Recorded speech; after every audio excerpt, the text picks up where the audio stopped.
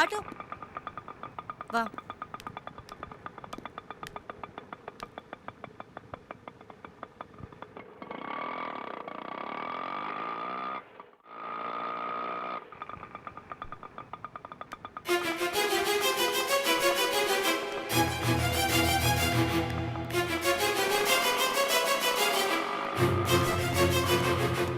நீங்க சொன்ன மாதிரி அந்த லேண்டையே முடிச்சிடுறேன்.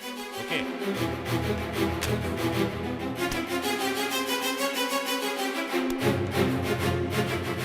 பார்வதி,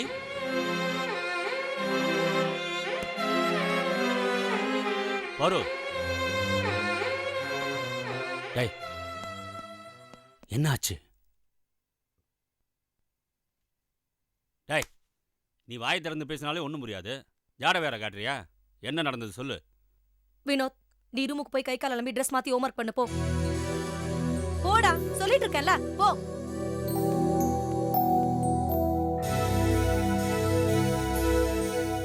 ஏன் ஒரு மாதிரி இருக்க? உடம்பு சரியில்லையா? ஏம்மா, இன்னைக்கு வெயில் கூட கம்மியா தானே இருக்கு. ஏன் இவ்வளவு தண்ணி குடிக்கிற? அவரை பார்த்தேன்பா. யார? அதான் ஹாஸ்பிடல்ல இருந்து போன் வந்துடுச்சுன்னு அவசரமா போனாரே, அவரை சர்ச்சில் பார்த்தேன். நீ எதுக்குமா சர்ச்சுக்கு போன? அவர் எதுக்கு சர்ச்சுக்கு போனாருன்னு கேளுங்க. அவர் எதுக்கு போனாருன்னு அவரை தான் கேட்கணும். வேண்டாம், நானே சொல்றேன். சொல்லு, எதுக்கு போனாரு? அந்த ஷைலஜா தலையில பூ வச்சு அழகு பார்க்கத்தான். என்னம்மா சொல்ற? என் கண்ணால பார்த்தேன்பா. அவ சிரிச்சுட்டு நிக்கிறா, இவரும் ஈடு பல்ல இழிச்சுக்கிட்டு அவ தலையில பூவை வைக்கிறாரு. என் கையில கேமரா இல்லாம போச்சு. அப்படி இருந்திருந்தா அதை அப்படியே ஒரு ஸ்டில்லா எடுத்து நம்ம வீட்டு ஹால்ல மாட்டி வச்சு அழகு பார்த்திருக்கலாம்.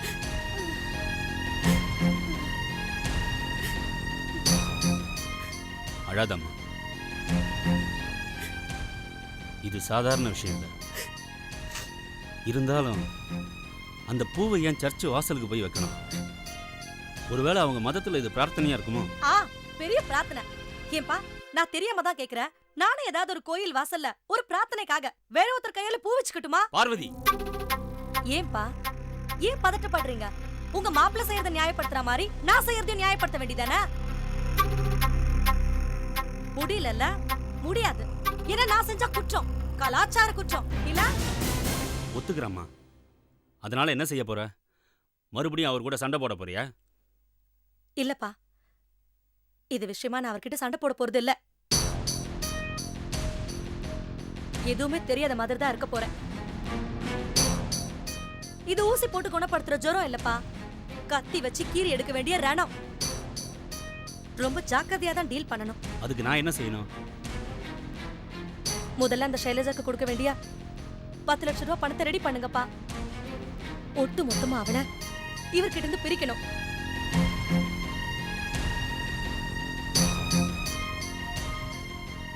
சரிம்மா, ஏற்பாடு பண்றேன். அதுக்காக கவலைப்பட்டு உன் உடம்பு நீ கெடுத்துக்காத.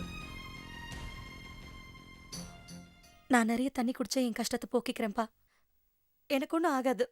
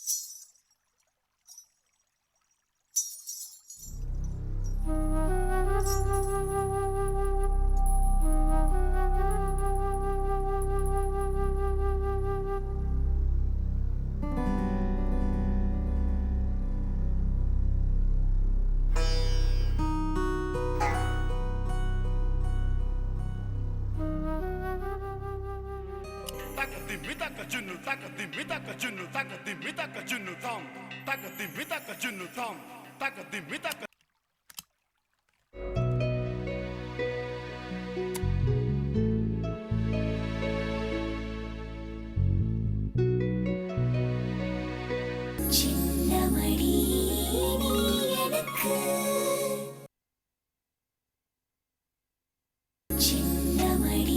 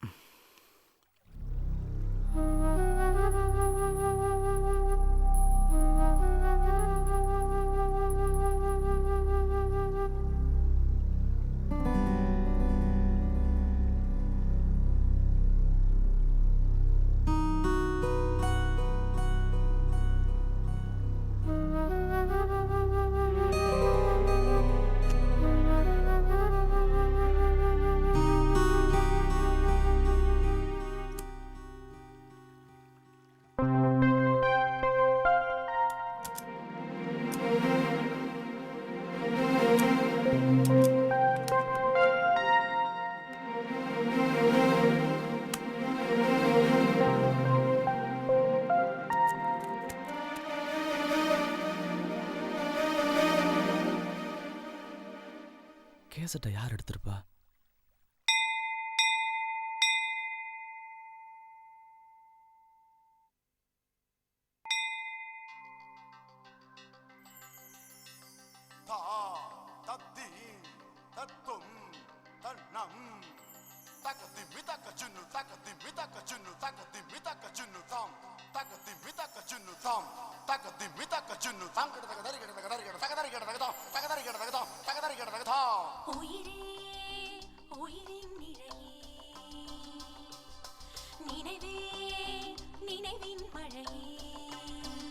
ஏய் மீனா, மீனா, என்னடி இது? கோயில்ல வந்து டான்ஸ் பிராக்டிஸ் பண்ணிட்டு இருக்க?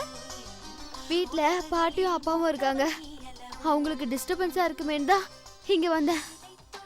அது சரி, இந்த ஜதிய எங்கேயோ கேட்ட மாதிரி இருக்கே. என்னடி மறந்துட்டியா? அன்னைக்கு சங்கரன் குடிசைக்கு போயிருந்த போது நம்ம கேட்டோமே, அதே ஜதி தான். அப்படியா? ஆமா, அது எப்படி இங்க? சங்கரனை பார்க்கலான்னு அவன் குடிசைக்கு போனேன். சங்கர் அங்க இல்ல.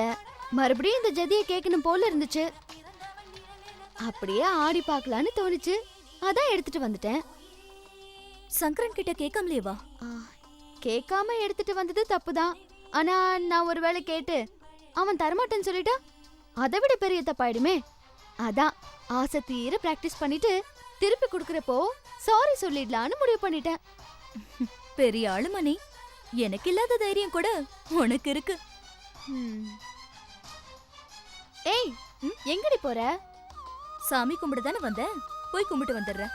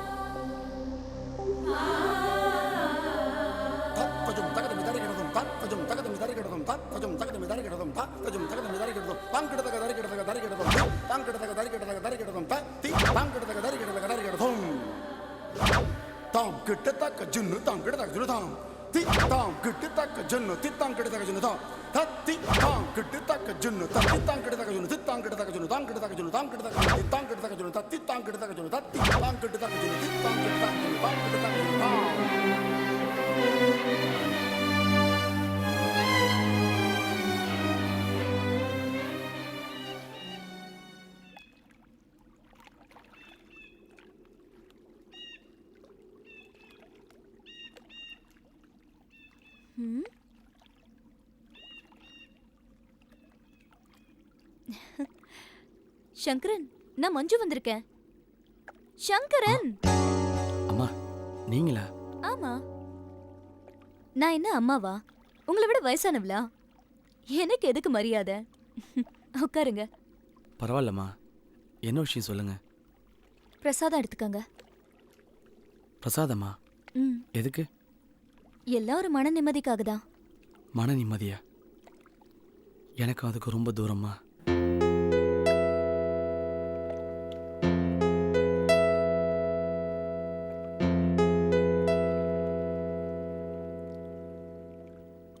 இப்படி பொசுக்கு பொசுக்குன்னு விலகி போனா எல்லாமே தூரமா தான் இருக்கும்.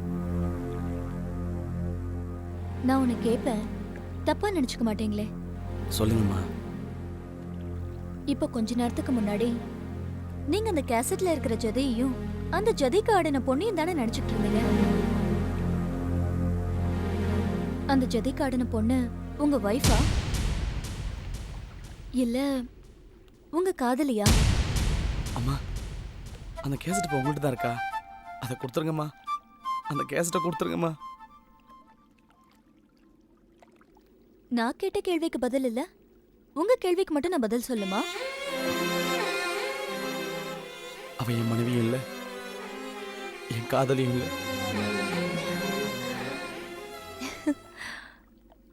அப்பா, அது போதும் எனக்கு.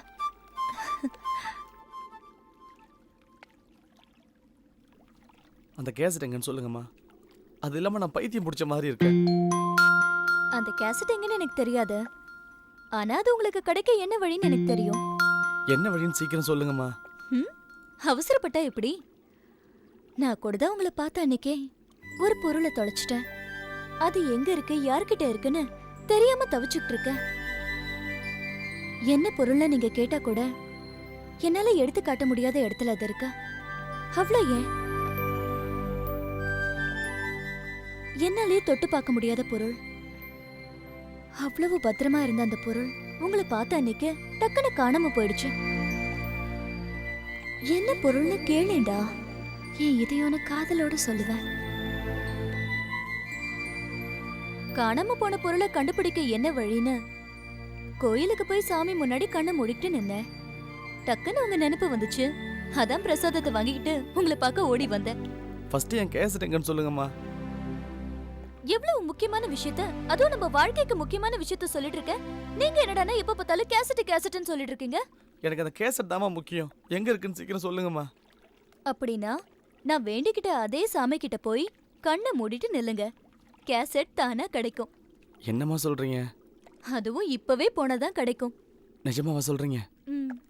தேங்க்ஸ்மா. சங்கரன், சாமியை நம்பி போறீங்க, பிரசாதம் எடுத்துக்காம போறீங்க. என்ன இது? திருநீரை கூட ஒழுங்கா வச்சுக்க தெரியல.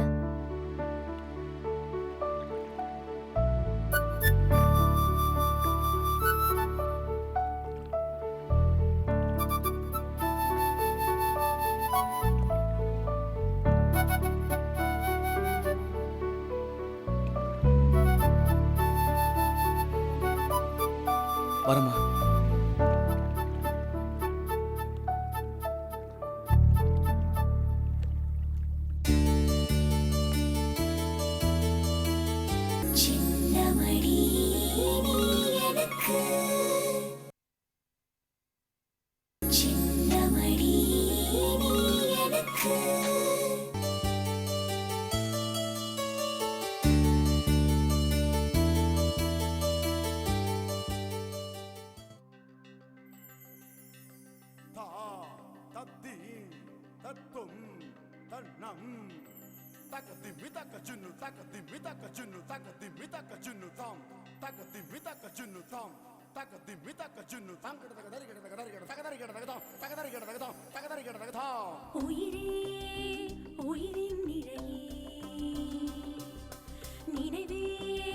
நினைவின் மழையே,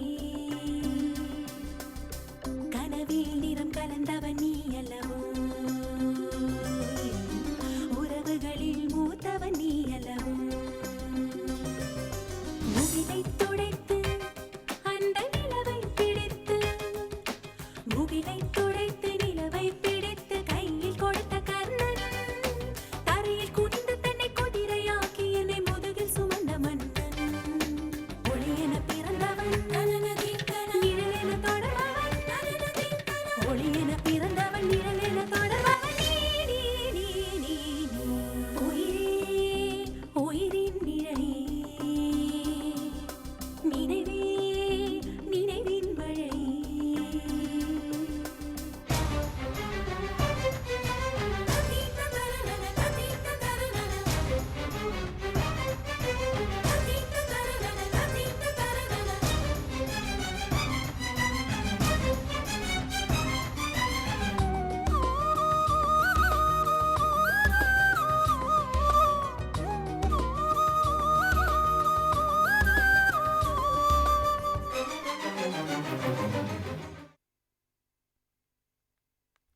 சங்கரன். ஆ? என்ன சங்கரன், நான் சொன்ன ஐடியா ஒர்க் அவுட் ஆச்சா? அம்பாள் அருள் புரிஞ்சாலா? ஆமா, உங்க கேசட் எங்க இருக்குன்னு தெரிஞ்சுதா? தெரிஞ்சுதுமா. அப்ப கேசட் எங்க? திரும்பி வாங்கிட்டீங்களா? இல்லம்மா. ஏன் கேக்குறதுக்கு கூச்சமா இருக்கா உங்களுக்கு? நான் வேணா கேட்டு வாங்கி தரவா? வேணாம்மா. என்ன சங்கரன், நீங்க உயிருக்கு உயிரா மதிக்கிற அந்த கேசட் அவ திருடிட்டு போயிருக்கா. நானும் ஃபர்ஸ்ட் உங்களை மாதிரி தாம்மா கோவப்பட்டேன். எங்க அதோட அருமை தெரியாதவங்க கையில கிடைச்சிருமோன்னு பயந்தேன்.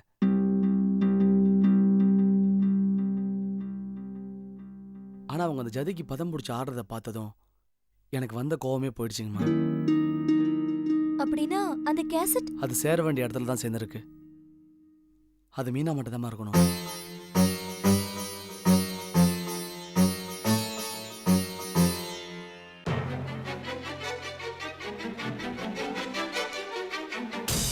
சேர வேண்டிய இடத்துல தான் சேர்ந்திருக்குனா ரூட் மாறுதா?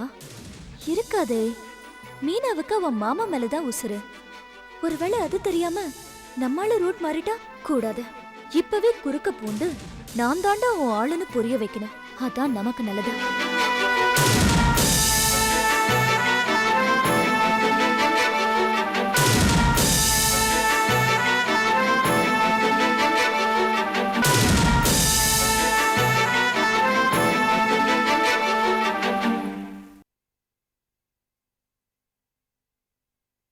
அகல் விளக்கின் அடியினிலே நிழலாக இருளிருக்கும். அனுபவத்தின் மறுபுறத்தில் சுகமான துயர் இருக்கும். அகல் விளக்கின் அடியினிலே நிழலாக இருளிருக்கும். அனுபவத்தின் மறுபுறத்தில் சுகமான துயர் இருக்கும். என் அறையின் ஜன்னல் திரைகளிலே உன் அழகு பருவம் படபடக்கும். உன் பாத கொலுசின் அசைவினிலே என்